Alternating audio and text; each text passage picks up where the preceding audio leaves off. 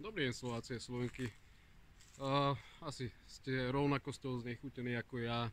Zapnite rádio, zapnite televíziu, zapnite Facebook. Proste všade je kúciak, kúciak, kúciak. Jednoducho už mám toho dosť a predpokladám, že aj vy. Tieto naše Sorošové médiá samozrejme nič iné nerobia. Len vyťahujú Vietnamca, kúciaka a furt niečo. Aby odpútali jednoducho pozornosť. Pozornosť od toho, že Lajčák išiel na Ukrajinu a išiel dať naše peniaze Sorošovým mimovládkam, ktoré podporujú vraždenie Rusov na Donbase. Ukrajincov s ruským pôvodom, ktorých táto banderovská banda vraždí. A minister Lajčák im išiel darovať naše peniaze. Takisto, čo sa týka rabína Danka. O tom je ticho. Cudzí agent cudzej mocnosti, agent cudzej mocnosti počúva to, čo mu Kneset nakáže, a je to predseda parlamentu. Ide prijímať zákony, ktoré nás, Slovákov, budú odsúvať za to, že máme iný názor. A jednoducho, ja s tým nesúhlasím. Naše peniaze stále odchádzajú. Rabín Danko a jeho celá táto banda chce teraz minúť vyše 4 miliardy eur na nákup zastaralých F-16, pričom za ten počet by sme mohli mať aj ruské F-35 v trojnásobnom množstve. Ale o to nejde.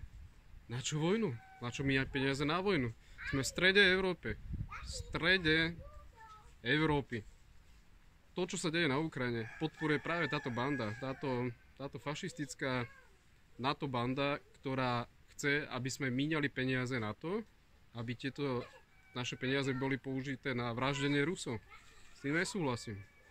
Zajtra, v sobotu a v nedeľu sa bude presúvať americká teroristická kolóna cez Bratislavu.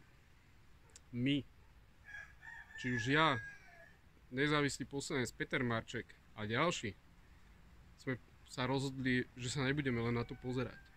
Aj vy, Slováci, ak budete zajtra v Bratislave, tak poďte aj vy zamávať týmto teroristom.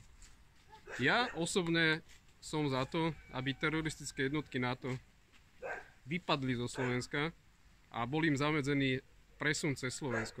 A takisto som za to, aby to, čo Dzurinda podpísal, voľné nebo pre NATO, bolo zakázané. Žiadne teroristické jednotky NATO, či už po zemi alebo vo vzduchu, nesmú prekračovať hranice Slovenskej republiky. Som Slovák. Nie som členom žiadnej politickej strany. Som nasratý občan. Ja chcem, aby moje deti sa mali dobre. Chcem, aby moje deti žili v bielej slovanskej Európe a nie v islamskom Cigolente. Takže Slováci a Slovenky, aj Pellegrini, aj Rabín Danko, aj celá táto podarená banda, jednoducho, my vám to nedovolíme.